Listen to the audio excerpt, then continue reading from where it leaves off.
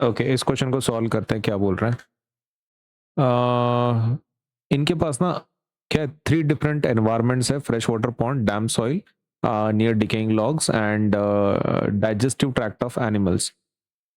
Instead of naming organism directly, scientist recorded only structurals. अच्छा, उसके feature record किए। तो साइंटिस्ट ने क्या किया, कुछ ऑर्गेनिजम्स को कलेक्ट किया, नाम नहीं लिखा, उनके प्रॉपर्टीज लिखे हैं कि उनके प्रॉपर्टीज क्या है, सब लिखा है। Now they want us to identify, वो आइडेंटिफाई करवाना चाहते हैं हर एक ऑर्गेनिज्म को, ठीक है। ओके, तो अपन एक एक करके आइडेंटिफाई करेंगे, फिर नीचे कुछ क्वेश्चन है उसके आंसर भी लिखेंगे, ठीक है। सबसे पहला है पी, माइक्रोस्कोपिक है, मतलब पक्का छोटा होगा, right. No true nucleus, no true nucleus मतलब कौन से कैटेगरी में आएगा, प्रोकैरियोट्स में आएगा, बराबर है, प्रोकैरियोट्स में, सही है ना, प्रोकैरियोटिक है। रिजिड सेल कवरिंग है, सेल कवरिंग रिजिड है, सर्वाइव्स हाई सैलिनिटी। अच्छा, मतलब सॉल्ट वाटर चलता है उसको, हाई सैलिनिटी का मतलब क्या होता है, हाई सॉल्ट उसको चलता है, चलेगा। ओके, तो ये कौन से कैटेगरी को बिलोंग करता है, फिर प्रो कैरियोट है, और मतलब और high salinity, cell covering rigid है। प्रो कैरियोट अगर है तो उसमें बहुत मतलब कम ऑप्शंस आपके पास बचते हैं। ये पक्का कौन से किंगडम को बिलोंग करता है, बिलोंग्स टू मोनेरा, ये मोनेरा को बिलोंग करता होगा बिकॉज इट इज प्रोकैरियोटिक। अब बात करते हैं मल्टी सेलुलर, मल्टी सेलुलर है, फिलामेंटस है। फिलामेंटस मतलब क्या, फिलामेंट जैसी बॉडी है उसके, फिलामेंट्स ऐसे ऐसे धागे धागे जैसा बॉडी है। Cell wall present, cell wall present, लेकिन प्लांट नहीं है, राइट। सेल वॉल जनरली किसके पास होता है, प्लांट के पास, लेकिन ये प्लांट नहीं है लेकिन फिर भी सेल वॉल है। ओके, तो ऐसा कौन हो सकता है, क्लोरोफिल भी नहीं है, क्लोरोफिल नहीं है मतलब प्लांट तो पक्का नहीं है। और ऐसा कौन होता है जिसके पास सेल वॉल है, मतलब सेल वॉल है लेकिन प्लांट नहीं है। ओके, सो अगर वैसी बात कर रहे हो आप, सेल वॉल प्रेजेंट है लेकिन क्लोरोफिल नहीं है, प्लांट नहीं है लेकिन सेल वॉल है। ओके, तो ऐसा जो कैटेगरी होता है तो जनरली वो रहता है। और ऊपर से एक और एक ऑप्शन दिया आपको ढूंढने के लिए, grows on dead organic matter, मरी हुई चीजों पे जीता है। मरी हुई चीजों पे जीता है, ये तो बहुत ही सिंपल है, फिर फंगस होगा ना, क्योंकि फंगस ही मरी हुई चीजों पे डिपेंड करता है, तो फंगाई होगा, राइट। ये लास्ट वाला ऑप्शन तो बहुत सिंपल था, right, as compared to this. Next, unicellular है, ट्रू न्यूक्लियस है। ट्रू न्यूक्लियस मतलब, ट्रू न्यूक्लियस मतलब प्रो यूकैरियोटिक कैटेगरी में आएगा, है ना, यूकैरियोटिक कैटेगरी में आएगा, और एक ही सेल है उसके पास, correct. Contractile vacuole present, vacuole present है, moves using flagella, shows photosynthesis and light. अच्छा, फोटोसिंथेसिस दिखाता है लेकिन प्लांट नहीं है, right, but heterotrophic in the absence of light. अब ये अजीब है, राइट, लाइट रहा तो फोटोसिंथेसिस कर रहा है, लाइट नहीं है तो हेटेरोट्रॉपिक है, मतलब दूसरे के ऊपर डिपेंड करता है, मतलब ये दूसरों को भी खाने जैसा है। ओके, तो that means this must be belonging to what, Protista, ये प्रोटिस्टा को बिलोंग करता होगा, करेक्ट। क्योंकि इसके पास कैसा है, ट्रू न्यूक्लियस है, यूनिसेलुलर है, राइट, फ्लैजिला भी है उसके पास, राइट, फ्लैजिला यूज करके मूव करता है।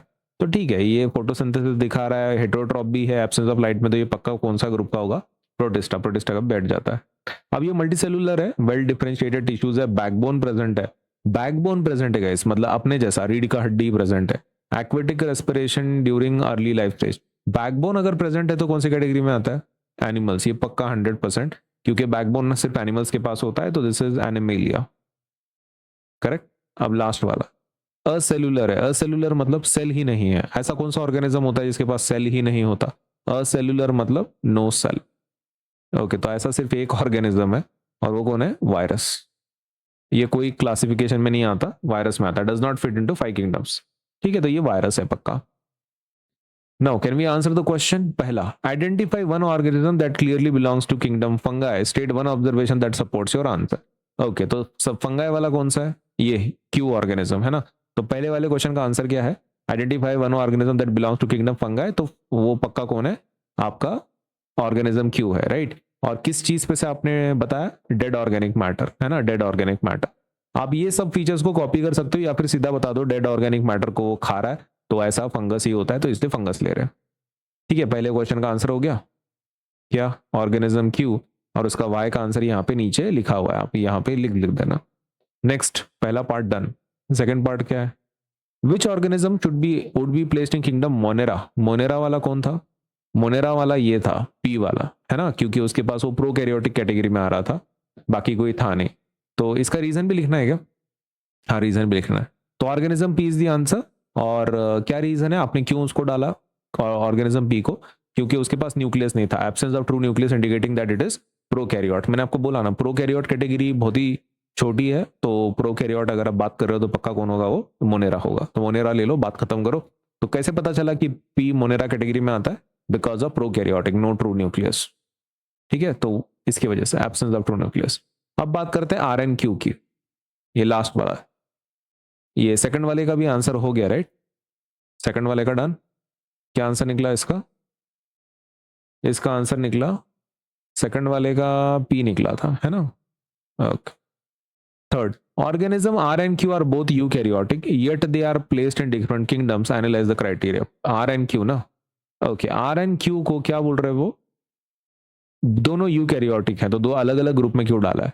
अलग अलग ग्रुप में इसलिए डाला है क्योंकि यूनिसेलुलर है, मल्टीसेलुलर है, ज्यादा सेल्स है। ज्यादा सेल्स है तो फंगस कैटेगरी, यूनिसेलुलर है तो किसमें डाला अपन ने उसको? सिंगल सेल है तो प्रोटिस्टा में डाला। ये फर्क है ना मेन। ओके, तो R belongs to Protista because it is unicellular, main चीज वो है। And Q belongs to fungus क्योंकि वो मल्टीसेलुलर। तो ये चीज आप हाईलाइट करें, ठीक है? डिफरेंस बता दे जैसे यहाँ पे मेंशन्ड है। Next, explain why organism S cannot be classified using the mode of nutrition alone. S को खाली मोड ऑफ न्यूट्रिशन से हम लोग क्यों आइडेंटिफाई नहीं कर सकते? ठीक है, ओके, तो एस को क्यों नहीं कर सकते? तो सिंपल चीज देखो, organism as cannot be classified using nutrition alone because heterotrophic nutrition occurs in more than one kingdom. हेटेरोट्रॉप जो है ना, तो एक से ज्यादा ऑर्गेनिज्म में होता है। यहाँ पे ऐसे बहुत सारे दूसरे ऑर्गेनिज्म हैं कि जो किस पे, सपोज हेटेरो मतलब इस पे चलते हैं, हेटेरोट्रॉप्स हैं, दूसरे के ऊपर डिपेंड करते हैं, खुद का खाना खुद नहीं बना सकते। तो अगर आप खाली मोड ऑफ न्यूट्रिशन यूज करोगे कि वो कैसा खाना खा रहे हैं, क्या वो ऑटोट्रॉप है कि हेटेरोट्रॉप है, अगर सिर्फ आप उतना यूज करोगे तो क्लासीफाई नहीं कर पाओगे इसको। सही है, इसको क्यों नहीं कर पाओगे? क्योंकि मोड ऑफ न्यूट्रिशन मतलब किसके बारे में बात कर रहे हैं आप? यू आर टॉकिंग अबाउट खाना कैसे खा रहे हैं, तो वो क्राइटेरिया बहुत सारे ऑर्गेनिज्म को लागू पड़ता है, इसलिए अपन यूज नहीं करेंगे। It's multicellular body, well differentiated tissues and presence of backbones are important features. ये बाकी के चीजों से हमको पता चल रहा है। यहाँ पे ऐसा होता ना, अगर सिर्फ वो हेटेरोट्रॉप लिखते तो उससे कुछ पता नहीं चलता अपने को, लेकिन उन्होंने लिखा ना बैकबोन, उससे अपने को बहुत जल्दी समझ में आ गया। तो वो चीजों को अपन लिखेंगे यहाँ पे, हाईलाइट करेंगे कि backbone, well differentiated tissue, multicellular body से हमने ढूंढा, ये हेटेरोट्रॉपिक न्यूट्रिशन से कुछ नहीं होता अपने को। Last is organism T does not fit into any of the kingdoms. Okay, तो टी कोई भी किंगडम में नहीं बैठ रहा है। Which fundamental feature used in classification does it lack, तो कौन सा फीचर गायब है? And what does this reveal about the limitation of the classification system. ठीक है, तो कौन सा फीचर गायब है? वो ऑर्गेनिज्म असेलुलर है, टी, है ना? असेलुलर मतलब क्या? सेल ही नहीं है। Organism T lacks cellular organisation because it is acellular. Although it contains genetic material, it remains inactive outside the host cell. तो क्लासिफिकेशन का क्या लिमिटेशन समझ में आया तुमको? तो कौन सी फीचर से पता चला कि वो कोई भी किंगडम में नहीं बैठता? ये वाले असेलुलर, क्योंकि किंगडम में जनरली कैसा रहता है, सेलुलर वाले होते हैं, इसमें असेलुलर।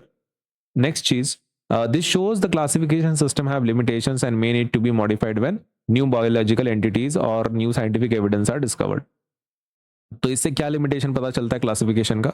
ये पता चलता है कि भाई ये जो अपना क्लासिफिकेशन सिस्टम है, इसको लिमिटेशंस हैं, कुछ इश्यूज हैं, एंड इसको मॉडिफाई करने की ज़रूरत है ताकि ऑर्गेनिज्म टी जैसे जो ऑर्गेनिज्म है, हम उसको भी क्लासिफिकेशन कर पाए based on new biological entities and new evidences. तो उसको मॉडिफाई करने की ज़रूरत है, ये हमारा उसका लिमिटेशन है। ठीक है, तो आप ये ऐसा प्रॉपरली आंसर लिखें, ये फर्स्ट वाला, सेकेंड वाला, ये थर्ड वाला, ये फोर्थ वाला और ये फिफ्थ वाला। ठीक है, इतने सारे पॉइंट्स मस्त एक्सप्लेन करें एग्जाम के लिए and that will be sufficient.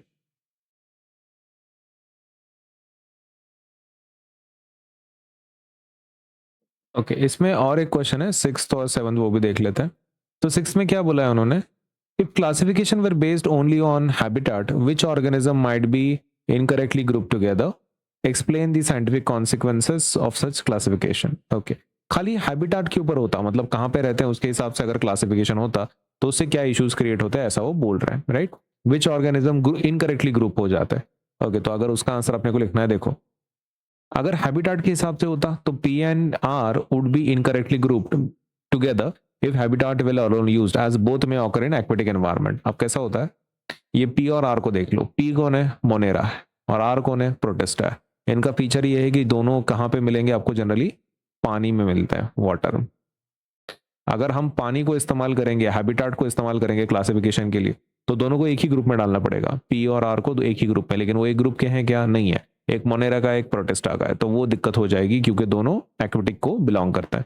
Such classification would ignore important differences in cell type, structure and nutrition and could give misleading information about the biological and evolutionary relationships, है ना। तो मतलब ये दिक्कत हो सकती है कि पीएनआर ऑर्गेनिज्म जैसा जो ऑर्गेनिजम्स है वो एक साथ हो जाएंगे क्योंकि वो एक्वेटिक को बिलोंग करते हैं ना, तो ये गलत है। हैबिटाट आपने यूज नहीं करना चाहिए, क्योंकि हैबिटाट अगर आप यूज करोगे तो कोई दो ऑर्गेनिज्म जो एक दूसरे के साथ कोई संबंध भी नहीं है एक ही ग्रुप में आ जाएंगे। Next is a new organism is multicellular eukaryotic. Next वाला कौन सा क्वेश्चन है? Imagine scientists discover a new organism that is multicellular, eukaryotic, lacks chlorophyll, absorbs nutrients from host externally. Should it placed under fungi or animalia? Justify your reason. तो कौन सी category में डाले? इतने सारे फीचर्स है, ठीक है। अभी देखो होता क्या है, the organism should be placed under kingdom fungi, fungi के अंडर डालना चाहिए, एनिमलिया के अंदर नहीं डालना चाहिए। क्यों? बिकॉज मल्टीसेल्युलर है। अब देखो होते तो दोनों मल्टीसेल्युलर, लेकिन ये यूकैरियोटिक बोल रहे हैं, अब दोनों यूकैरियोटिक हैं, lakhs chlorophyll and most importantly absorb nutrient externally from a host, host से एब्जॉर्ब करता है। फंगस जनरली कैसा करता है, जो खाना रहता है ना वो एब्जॉर्ब करता है, लेता नहीं है, खाता है, मतलब एब्जॉर्ब करता है, खाता नहीं है ह्यूमंस के जैसा, एनिमल्स के जैसा। And some are parasitic. Conformation of a chitinous cell walls would further support its classification as fungi. तो मेन पॉइंट वो है कि अगर वो न्यूट्रिएंट्स को एब्जॉर्ब कर रहा है, एब्जॉर्ब जनरली एनिमल्स नहीं करते, एनिमल्स खाते हैं खाने को, राइट, वो भी एक्सटर्नली एब्जॉर्ब कर रहा है, एब्जॉर्ब कर रहा है तो पक्का कौन से कैटेगरी को बिलोंग करता होगा? पक्का फंगस कैटेगरी को बिलोंग करता होगा। लेकिन आपको फिर भी अगर कंफर्मेशन करना है तो अभी उसका सेल वॉल देख लो, अगर सेल वॉल चिटिन मटेरियल से बनी हुई है तो पक्का चिटिन का सेल वॉल अगर है तो that means it is definitely fungus, ठीक है। तो ये हमारे आंसर्स हैं, ये पहले वाले का, ये दूसरे वाले का, ये तीसरे वाले का, this is fourth, this is fifth, this is sixth and this is seventh, ठीक है।